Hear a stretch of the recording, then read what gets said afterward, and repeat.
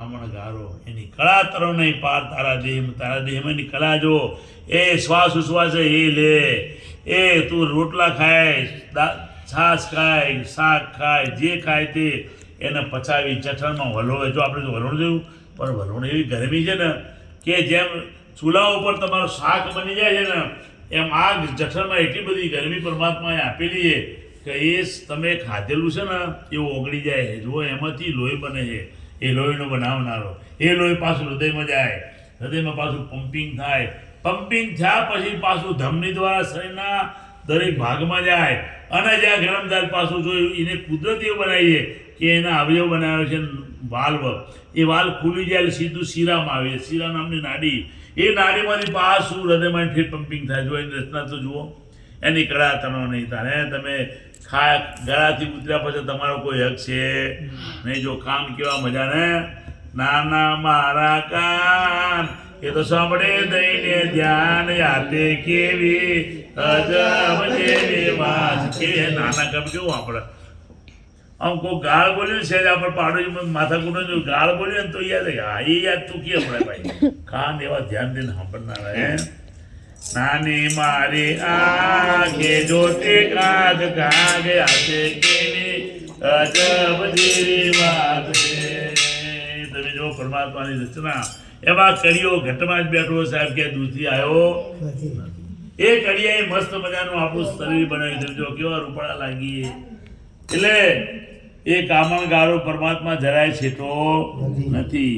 એને કેવી રીતે બનાવે તો એ વાત કરીએ ને. પાંચ તત્વાને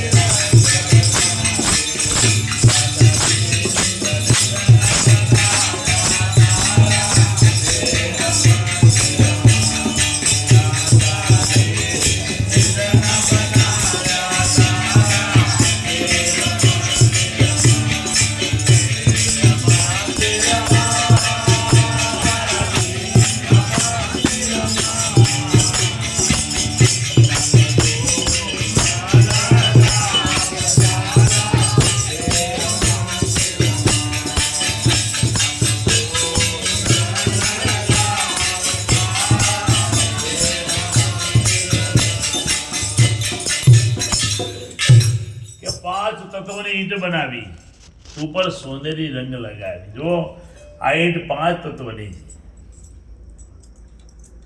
અને ઉપર સોનેરી જો આ શરીર ચામડી ના કેવા લાગી આ ચામડી વગર ઢેઢાકોર તમે જોયું છે કેવું લાગે બીક લાગે ને એમ તમે જોઈ લો કે 5 તત્વની ઈંટમાં ઉપર સોનેરી રંગ લગાવી વિલાસા વિધ વિધના ભાઈ. જો કાન બનાયા, આંખ બનાવી, કાન સાંભળવાનું કામ કરે, આંખ જોવાનું, નાની આંખ તમે જુઓ તો ખરા તમે એનાથી જો હાથ કેવા મસ્ત બનાવ્યા, એ આંગળીઓ કેવી નાની નાની બનાવી મસ્ત બનાવવા એક લોબી ટૂંકી ના થઈ જાય.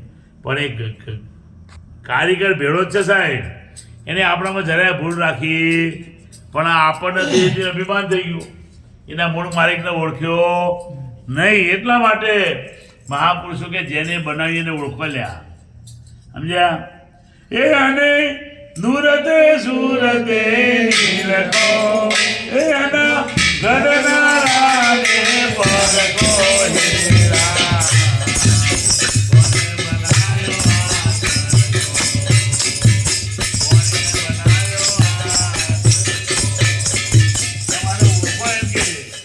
વાગે 5 તત્વ ઈંટ બનાવી અંદર ઉપર સોનેરી રંગ લગાવ્યા, વિલાસા વિધ વિધના બનાવ્યા તારા દેહ મંદિરમાં. અને આવા વિલાસ તારા ઘટમાં પરમાત્માએ બનાવ્યા છે. પણ આપણે એને ઓળખવાની કોશિશ કરી પાછો એ અંદર બેઠો બેઠો ઈશારા તો આપણને કરે જ છે. એની યાદી આપણને આપે છે પણ આપણને યાદ રહેતું નથી. કેવું દ્વારે રે દ્વારે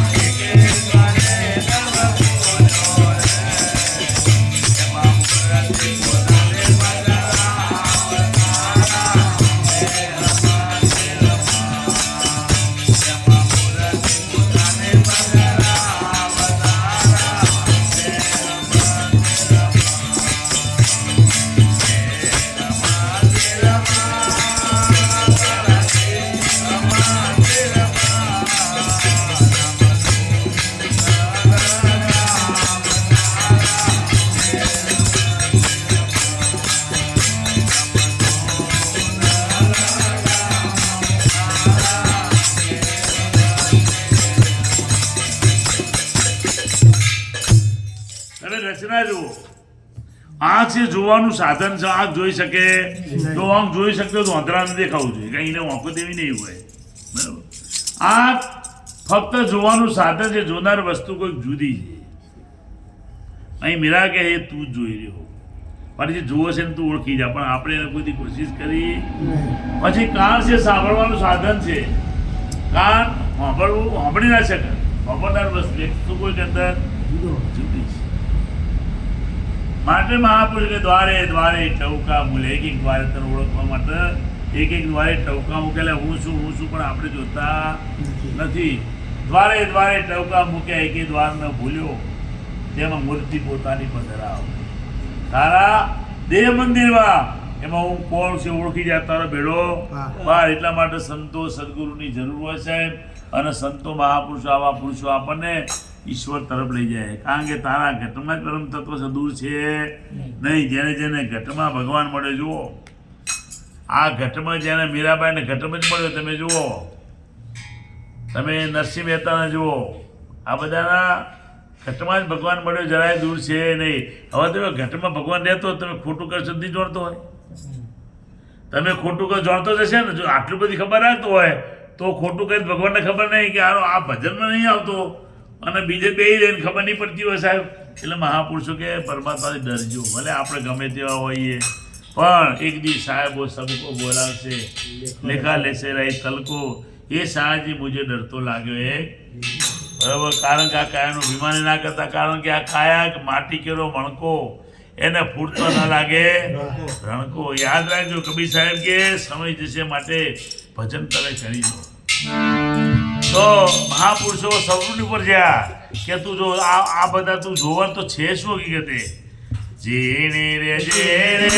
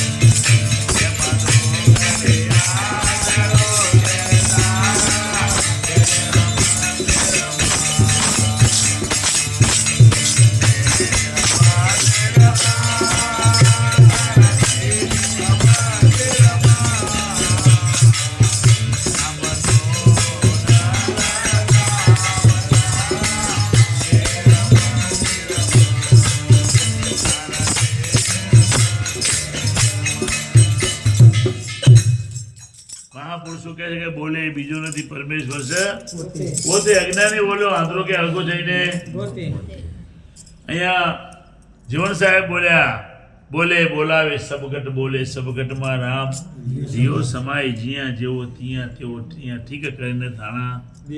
સાહેબ એ બોલનાર નથી આ વિશ્વનું પ્રાગટ્ય, એ જ બોલનારમાં ત્યાં ઘાટ બન્યો. એ બોલનારમાંથી નાદ પ્રગટ્યો. નાદ તમને ઈશારો કરે કે ના પગ બોલનારને પકડી લો, પણ આપણે સમજતા નથી. ઝીણી ઝીણી ઝાલર વાગે ઝીણા તારા ઘટમાં તો જો, બહાર શું કહો આપણે અંદર જો, અંદર વાગી જાય તારા દો કડિયા ધરુકે તારા દેહ મંદિરમાં. પણ આપણે કોઈ દી સદગુરુની વાત સાંભળી એમાં કોશિશ કરી નથી. માટે મહાપુરુષો કહે છે તમારો સમય આવી જશો, ભલે આજે ગમે તેવા, પણ સમય દરેકનો આવો સાહેબ. પણ સમય કોઈની રાહ જોતો મંદિર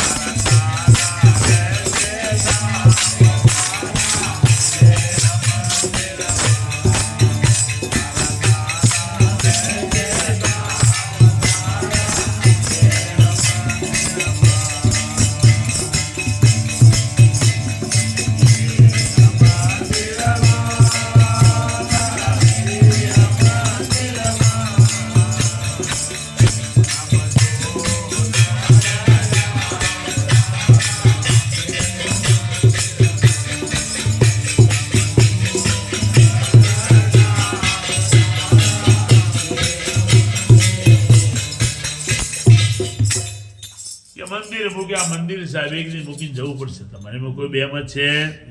મીરાબાઈ કે મંદિર મૂકીને પછી પોકેટમાં આ શું કરવા આવ્યા હતા કે ભાઈ ખાવું પીવું ઊંઘવું ધંધો કરો ને છોકરો મોટો કર્યા પહેણાયા ગયા પછી એટલા માટે ના, એ તો અજ્ઞાની એ કરે છે, એ તો ઢોરે કરી જાય છે.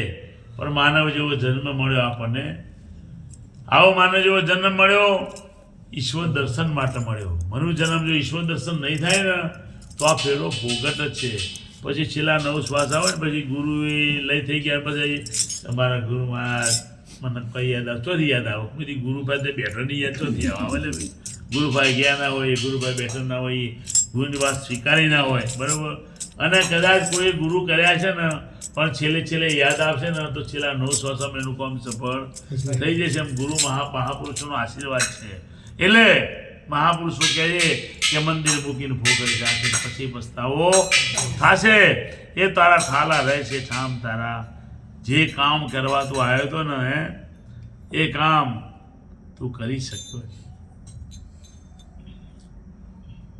આયુષ્યની તનંજલિ, આયુષ્ય છે એ પાણી છે. જેમ જારીમાં પાણી ભર્યું હોય, શંકરની લિંગ ઉપર જે જારી હોય એ જારીમાં પાણી ભરેલું હોય, એ પાણી ધીમે ધીમે ટપકે જાય, ટપકે એટલે અંદર પાણી એમ આપણું આયુષ શ્વાસ ઉશ્વાસ છે. જો આપણે શ્વાસ ચાલુ જ છે, જેટલા શ્વાસ જાય છે ને એટલું આપણું આયુષ ઓછું થાય છે.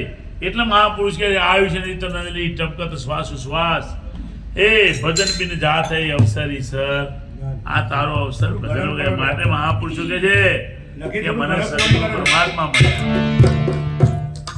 ભાઈ મેરા ગયે રોઈ